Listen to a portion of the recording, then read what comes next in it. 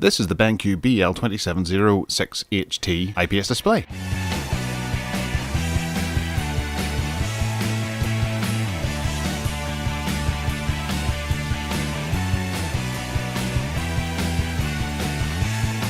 Okay, so coming in from BenQ is the BenQ BL series. This is a 27-inch screen that features full HD 1080p, a decent viewing angle of 178 degrees, E2E bezel, edge-to-edge bezel, 8-bit graphics, the blue light technology so it doesn't gouge your eyes out, and it's adjustable up and down.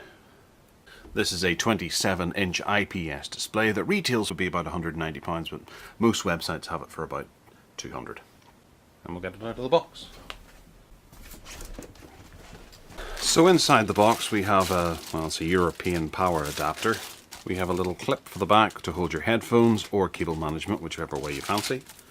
A CD for drivers and things, user manual, drivers and Adobe Acrobat. We have a DVI cable there.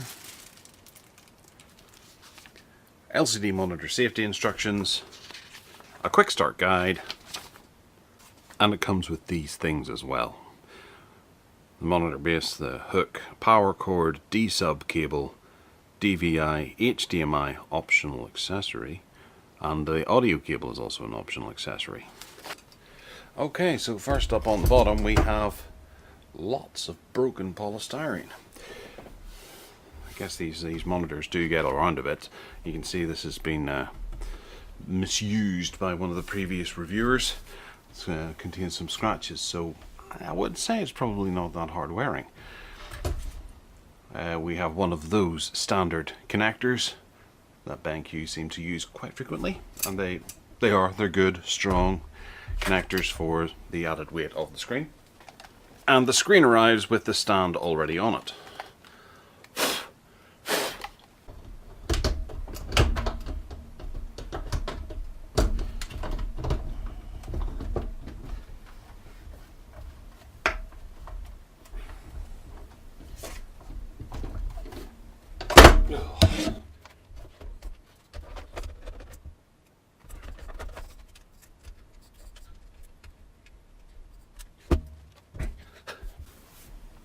And there we have it. In here we have BenQ's almost signature cutout with the blue trim. Looks very well. Cable management system. That edge-to-edge screen. We don't have the ability to be able to plug this in right now, but to have a look at the actual lines, we have a fairly strong bezel across the bottom here, and it does appear to go bezel-less just on the edge here.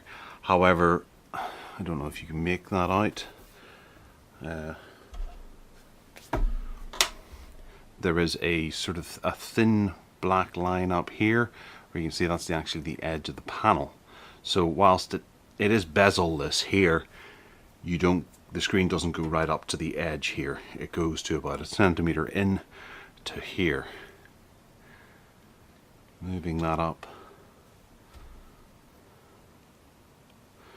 to here, I think you can get a better idea of where that line is. It comes all the way around here. So we have the IPS display in here, and this is the mounting, I guess, for the IPS display.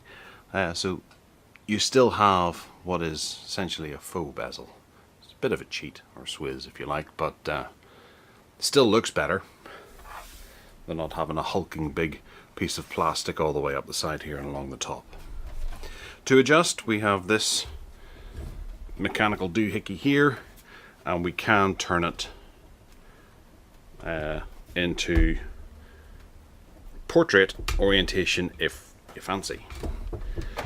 You can additionally take these screws out, and I'm hoping that there's a wall mount system in place on the back of it, but I'll have to check that out for the review. This is the wee area for you to put your headphone hook onto. There's a Kensington lock over here, a bit of a grill for air intake and general cooling. And then down here we have all the action. We've got our power cable over here,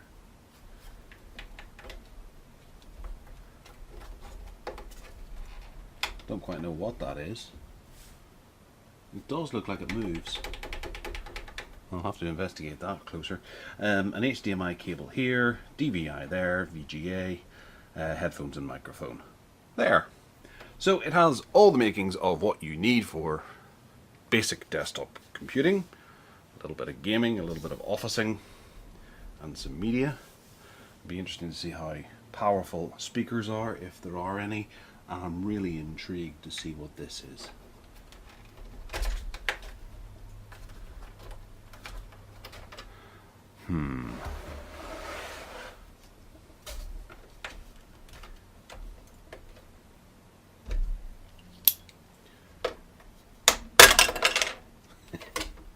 Okay.